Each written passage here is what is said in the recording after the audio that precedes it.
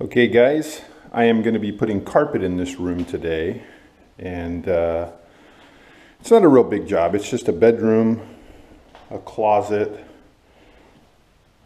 small hallway here, and a step. And I'll kind of take you through the process. First thing we have to do is I have to go around and make sure all of the tack strip that's missing gets replaced. And then I have to verify that the tack strip that is in place is securely fastened to the substrate. In this case here, it is a concrete substrate. And looks like there's some 9x9 vinyl tiles down as well, which won't be a problem. We'll just go right over the top of it. Once that's done, I'll spread the pad out. In this case here, we're going to be using a 7/16 8-pound pad. And then we're going over the top of it with a inexpensive base grade piece of carpet that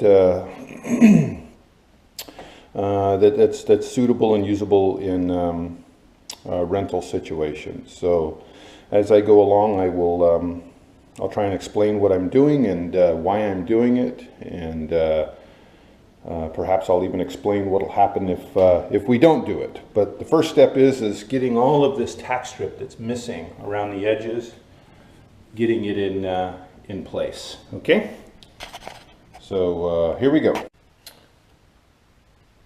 The way the tack strip is held into place is with these hardened nails, and we just pound them right into the concrete.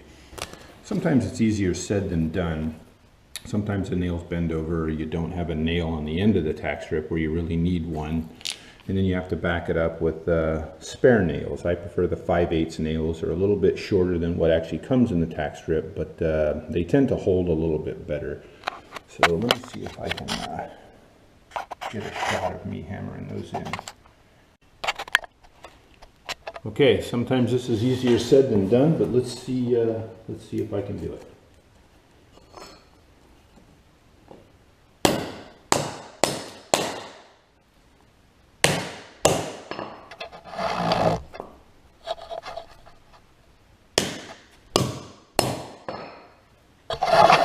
And then of course we're going to put one on the end over here, and the reason why we do that is because as the carpet stretches, I want to be able to have that held down.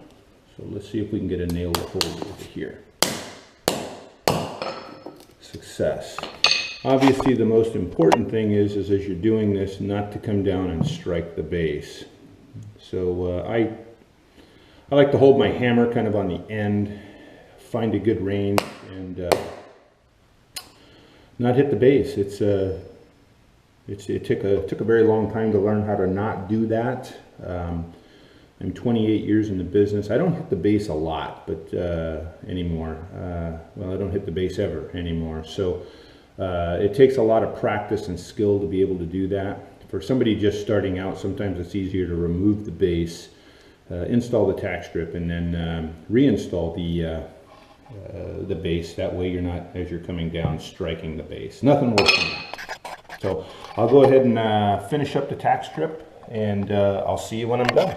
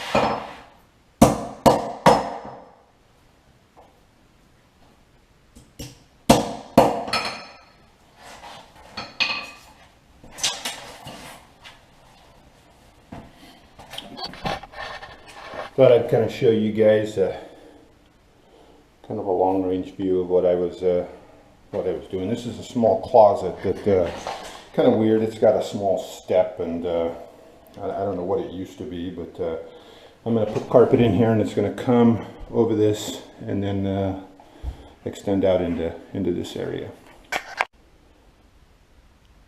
Okay, so I've got the tack strip all repaired, and I filled in where there was no tack strip.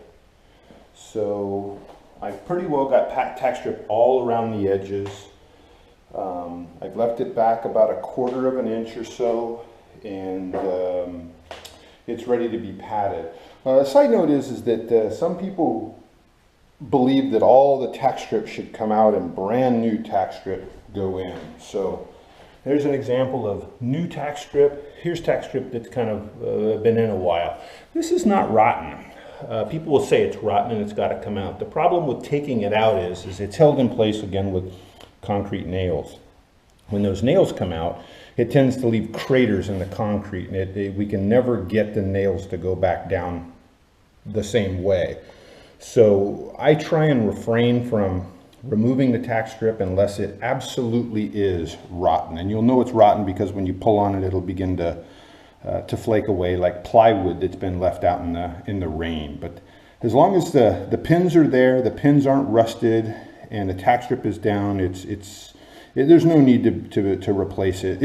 Replacing this would be similar to replacing that, because it doesn't look like that. This is not rotten, this is good. They did this for some reason. The contractor working on the house did this for some reason. But he doesn't have to replace this because it doesn't look like a brand new one from the Home Depot. Nor does that need to be replaced because it doesn't look like that.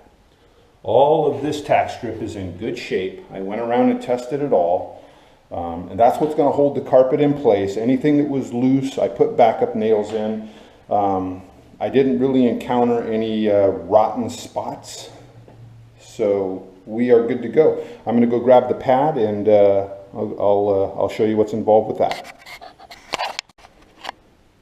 Okay, I took the carpet out of the room to make this easier. Thanks, John, for putting it in the room. It weighed about 400 pounds. Took everything I had to get it out. But now what we're going to do is we're going to put the cushion down, the pad. And this room is just under 12 foot wide, and the pad is 6 foot wide. So it'll be 2 pieces going this way. And I'll use some adhesive all around the edges to hold it in place. You can kind of see where the old adhesive was. And the purpose of the adhesive on the pad is to keep the pad from moving around as the carpet's being stretched. Again, when we're stretching the carpet, we're going to be stretching it up. We don't want the pad to move up on top of the tack strip, because the tack strip is what we're going to rely on to hold the carpet in place. So the pad's got to stay put, and that adhesive, once I get everything cleaned up, will be what keeps the pad in place as we're stretching the carpet.